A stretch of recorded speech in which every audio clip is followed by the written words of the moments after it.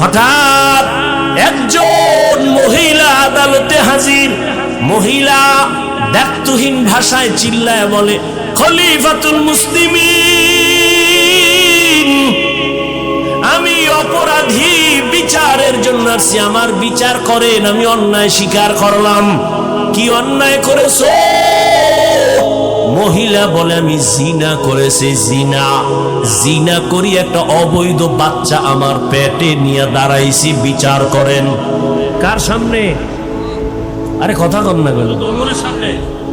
ওমর তো কথার আগে তরবারি, জল্লাদ তরবারি ডালা। কেন? কয় দেখছুনি নিজের অপরাধ নিজে স্বীকার করছে।